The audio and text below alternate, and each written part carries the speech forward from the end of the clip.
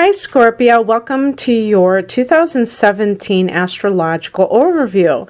It's Raina here, and I have been compiling some of the notable transits of the year for your sign. This is for Sun in Scorpio and Scorpio rising. And as I always say, this is a general forecast for the upcoming year. In order to really get something that is accurate in terms of when the transits are occurring for you, whether it's a solar chart, which most of the time when I'm doing private readings, it's not a solar chart, it's a natal chart, and that is based on your time of birth. Some people do not have their time of birth, and so I will do a solar chart reading for them. But for most people, it's going to be a natal chart reading. And actually, in that instance, your rising sign may be any of the signs. And so if you're watching this as a Scorpio sun and you don't know what your rising sign is, when you have a natal chart reading, it's going to put your rising sign on the cusp of the first house, and that's how it sets up the houses. And it's not like 30-degree equal house system. So this is like based on, everything is 30 degrees also. So these things are just meant as a general overview. I will link my website below this video in case you're interested in a natal chart interpretation or any other kind of reading.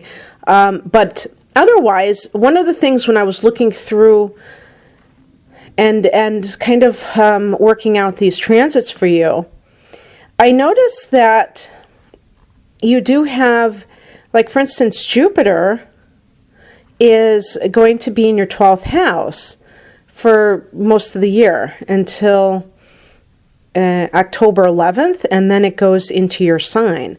So that's what's so nice about Scorpio. You have a Jupiter cycle beginning in October of 2017 to look forward to. Until that time, Jupiter, which is the planet of luck and expansion, will be in your 12th house, which is a water house, like your natural 8th house, the house that you rule is. The 12th house is the house that Pisces rules, Neptune rules. And so it's something that a Scorpio person resonates with because, since a water sign rules it, the affairs of that house, which in the case of the 12th house are mysticism, past lives, deeply buried psychological issues, karma, which is connected to past lives, obviously, as well as the collective unconscious. So it's everyone, I would say it's like the Akashic records. So the record of all of our deeds in all of our lifetimes, kind of like YouTube for for the soul, or maybe not YouTube, the computer, the internet for the soul, where it records everything that has ever been thought and done in every living being. All of these things are connected to the 12th house. It's the house of illusion. So you have Jupiter in this house. I personally think if you're an artistic Scorpio, you could have an idea that could make you a lot of money because it's Jupiter is luck and expansion, and a lot of times money is attached to Jupiter the same way Venus is attached to money. So some creative idea can come to you, maybe in a dream, and you can capitalize on it. Another thing that could happen is you could meet a guru or some sort of, spiritual teacher that really rocks your world, that really changes your outlook, for the better, and helps you to see things in a new light and in an expanded way. And then you have Jupiter going into your first house. So it starts that new cycle of Jupiter in the houses. And that can just be overall beneficial energy for the upcoming 12 months, starting in October, going into 2018. Now, Scorpio, I wanted to talk about your rulers and the activity that they will be engaged in 2017. One of your rulers is Pluto, and Pluto is what gives you that characteristic intensity, I feel. You know, Pluto is the natural ruler of the 8th house, which is your house, your natural house, and it's the house of sex, death, and other people's money. And Pluto, you know, represents power issues as well as transformation, the complete transformation that somebody experiences, not just a minor thing. So there's a very healing energy associated with Pluto, but there can be this tearing down in order to bring back up and make better.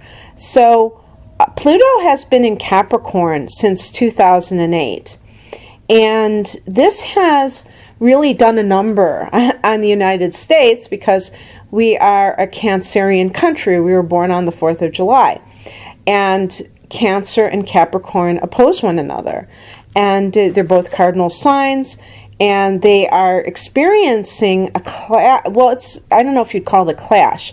It's kind of like these extremes. You have this bipolarity going on between the desire to maintain the status quo and, revolutionary. It's not so much revolutionary energy as it is just things totally being dismantled. It's like the wrecking ball coming and, rearranging everything, but actually a total teardown.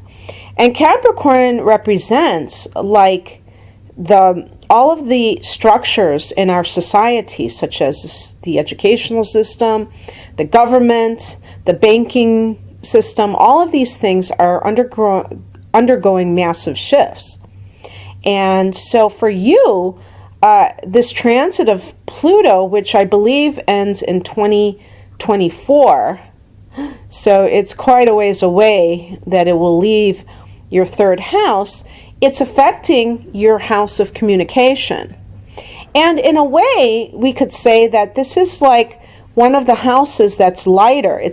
It's the house that Gemini naturally rules. And so it has to do with communication, long-distance trips, your local area, your siblings and other extended family members. So it's not, and also your learning. So, but the communication can be any type. It can be internet-based. It can be, writing a novel, doing any kind of blogging, any kind of anything, journalism. And the thing about it is that with Pluto even though Pluto is so intense, it's in a house that is not so intense. So it doesn't kind of like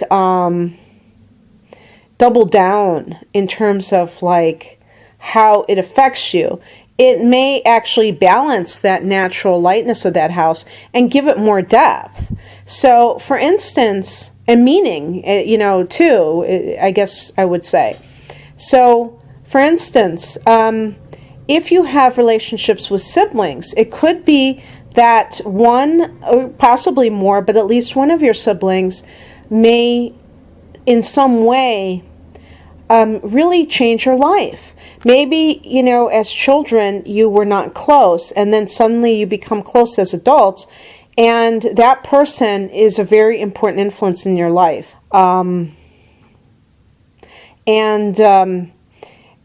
It's something that can also be connected to your writing. So if you're somebody who is, has always entertained the idea of writing a book, for instance, you may have a very deep inspiration. And as I say, with Jupiter in that 12th house, it may come to you in a dream, really. And it could be something that you profit from. And it could be like this amazing idea you have for a book, and it's something that is very profound, something that affects other people very deeply and changes their lives. So that would be very exciting. It could be something to do with where you live. You may move to a place that has a very strong influence on your life, where it really makes you who you are. Remember that these Pluto transits are so long in nature. I just told you it's about 16 years, this one, where you're not going to experience Pluto in every house of your chart, unless you live to be, I don't know if it's 124 or whatever. So because of this, you should take stock in what area is being overhauled, because once it is that way, it will never go back there again. I mean, even Saturn transits come around once every 30 years. And of course, that's a long stretch of time as well, but nothing compared to 16 years. Now, speaking of these outer planets, you do have Uranus in Aries in your 6th house of health and daily routines and in the workplace. And this will be until 2019. I can't remember. I should look this up before I do these readings. I believe Uranus went into this house around 2010, but don't quote me on that. So it's been there for several years. It's been affecting this house of health. Now, for some of you, you may have gotten into energy healing because Uranus is very nonconformist. And actually, Uranus is the Uranian energy is very much associated with psychic ability and the tendency to communicate that way. So you may have gotten involved with anything that is healing, but from a psychic perspective, or kind of off the wall kind of practices that are not considered mainstream. Uranus is kind of kooky, and Reiki and all that stuff. And I'm not saying that that's kooky, but it is different, and it's not what the mainstream medicine is all about. So this is a perfect fit for Uranus in the 6th house is to do something alternative when it comes to health. But it can also involve something to do with your workplace. You may decide that you want to telecommute because your Uranus is also connected to electronics.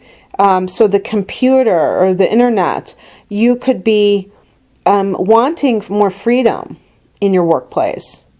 And the funny thing about Scorpio is Scorpio tends to be the type of person that doesn't mind having a routine. I worked with a Scorpio woman one time, and we were working in a retail environment, and I distinctly remember looking at our hours. They were posted on the wall, and she was like, "Oh, I can't stand this," because one day we would start at 12, and the next day we would start at like 9, and 4 o'clock one day, and I loved that because I loved that kind of variety. But she couldn't stand it. She wanted to work 9 to 5.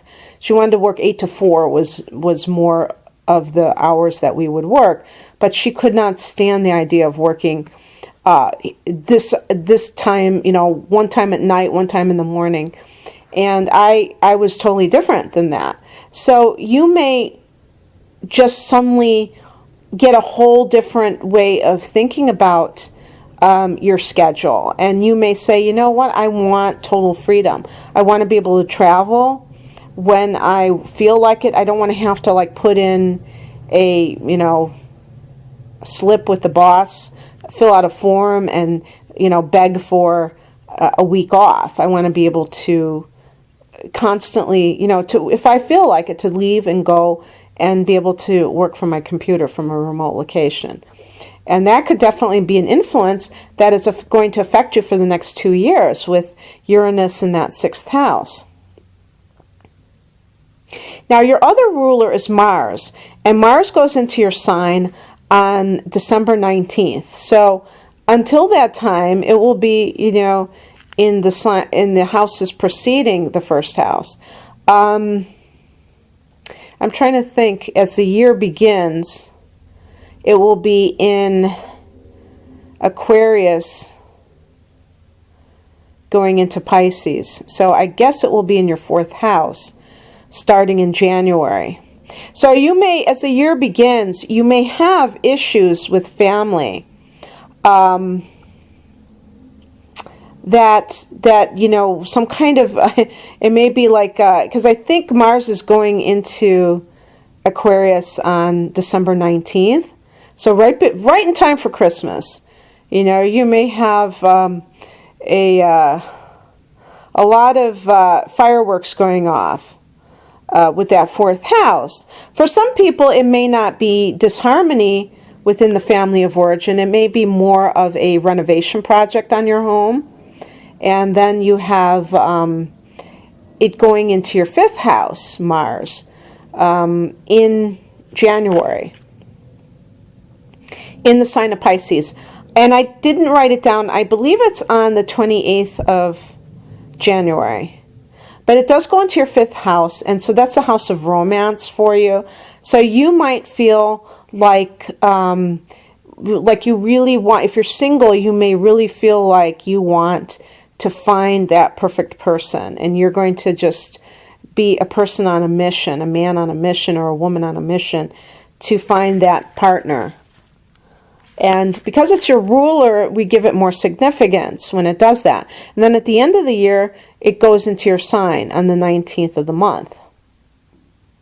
So it will be in the 1st house. So right before that period, and I didn't write it down, but I'm assuming it's about maybe a 7-week period or so. I don't know, I'm just guessing. When Mars is in Sagittarius, it's going to maybe make you feel a little bit draggy. So you should start to feel a little bit more energetic come the 3rd week of December in 2017. Of course, who knows if you'll even think about that at that time, because it'll be at the end of the year. It's not even the 19th right now. But here's the other thing that is interesting. Okay, so you're going to spend the year with Saturn in your 2nd house of earned income in the sign of Sagittarius. Now, Saturn, is seen as a restrictive energy. And it does want you to be disciplined. It does want you to get organized if you are not organized. I think in general that Scorpio people are sometimes downright frugal, and that they are not big extravagant spenders. So having Saturn in the 2nd house is really up your alley probably in a lot of ways. But it's interesting that it would be your 2nd house, because if you are like that, the water signs tend to be very good at saving money. And so Saturn in the 2nd house can help you to structure your income so that you have these income streams. So you might even have multiple income streams.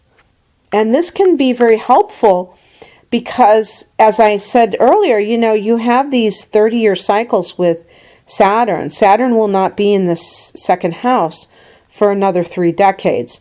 So anything you can do to get yourself as situated as possible when it comes to the money that you earn, the better. And on the 20th of December, this is again, at the end of next year, you're going to have this Saturn go into the 3rd house in the sign of Capricorn. And so in Capricorn, in the 3rd house, you have opportunities to really devote yourself to some area of study which can benefit you for years to come. For some people, again, with the writing, it could be a time of great discipline and great organization. You might be very prolific, even though Saturn tends to be quite conservative and conserve things. You might find that you just get into this this pattern of being able to write every day. Now, obviously, this is for people who are already acclimated or feel talented in this area. I'm not saying that Saturn, the third house, is going to make you into something that you're not already.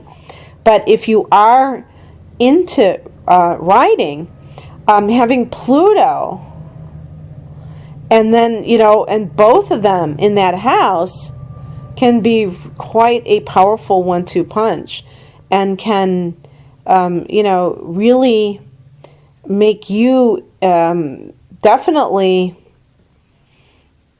turn you inside out, but in a good way, ultimately. And it's just so interesting that it's that particular house, because the third house is a mental house. So it's not so much, your relationships, although it does rule your siblings and your extended family, but it's more on the mental level of how it affects you. So, Scorpio, you're going to have Venus in your sign from the 8th of November until December 1st. And you're going to have, so having Venus in your sign is really good for any type of self-promotion. It's very good for somebody who is trying to appeal to other people. And this can be in a broad range of things. At that time, when Venus is in Scorpio, you're also going to have Jupiter in your sign. So again, this could be very good for, if you're looking for a job, for instance, it helps you to get the job because people like you. But it doesn't have to be somebody, offering you a job. It could be you, gaining a clientele base. So I think it's really wonderful. You can benefit financially from your image during this time. Especially given that you have Jupiter there. And there was something I was going to say along those lines related to, what was I going to say? Well, I was saying that, Venus and love and things like that. I wanted to talk about your 5th house, which is Pisces. And you do have Neptune, in this house. Again, I can't remember how long it's going to be there. Maybe 2020 even. And Chiron is there as well. These are transits, long-term transits. Now, this can... I don't know how many Scorpio people have experienced disappointments in relationships, in new loves, okay? Because Neptune can lend itself to deception. In the 5th house, it can mean attracting people that misrepresent themselves, that have addictions. So you might, be dealing with one particular character, and then a new one comes along that's even more whacked out. And you may just shake your head and say, what is going on? Well, it's not, you can't blame everything on outer forces, but it might have something to do with that. Now, by the same token, you might meet your soulmate, because Pisces deals with spirituality. So it's a love that transcends the physical, a metaphysical romance. Okay, and maybe it's even somehow connected to past lives. Chiron is the wounded healer. It's an asteroid, and that can deal with any kind of wounds from the past that are kind of in that realm of matters related to the 5th house. It doesn't have to be just romances, but it could be having to do with children. It could have to do with your sense of joy.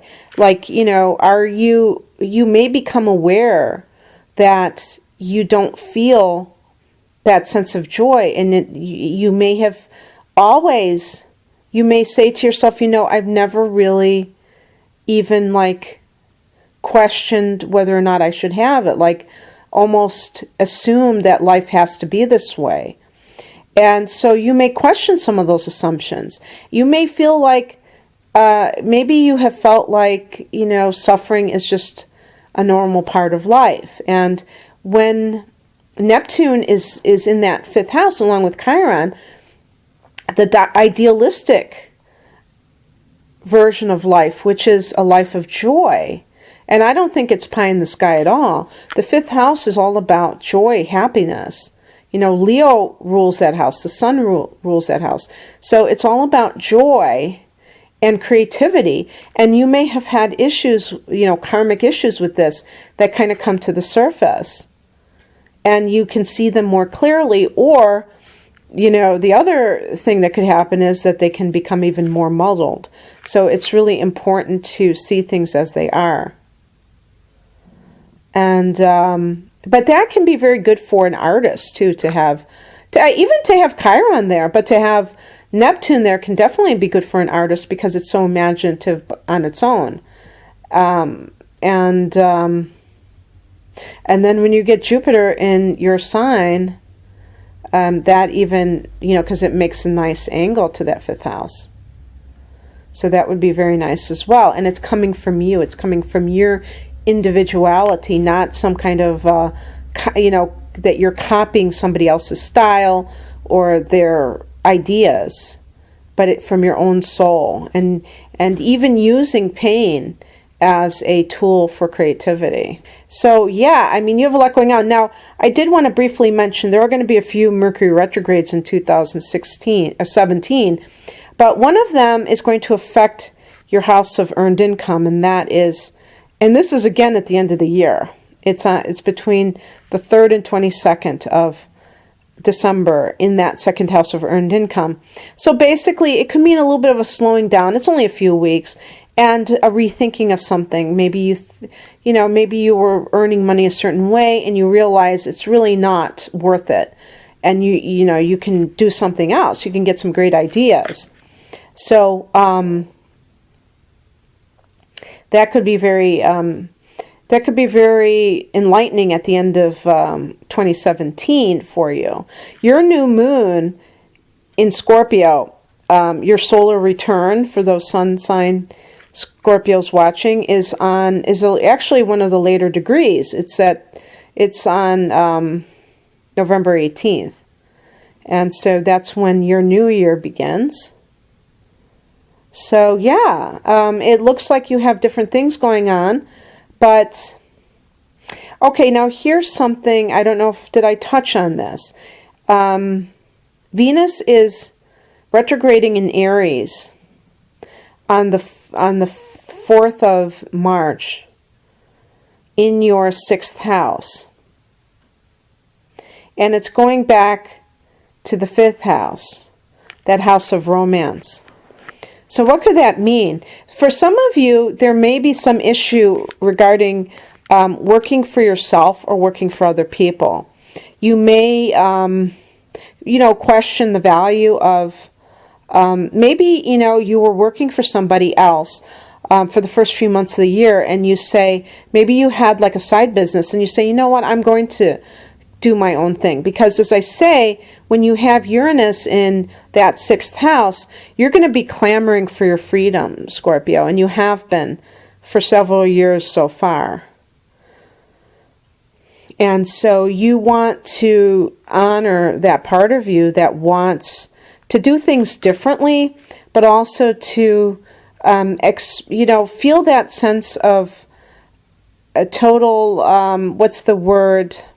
autonomy.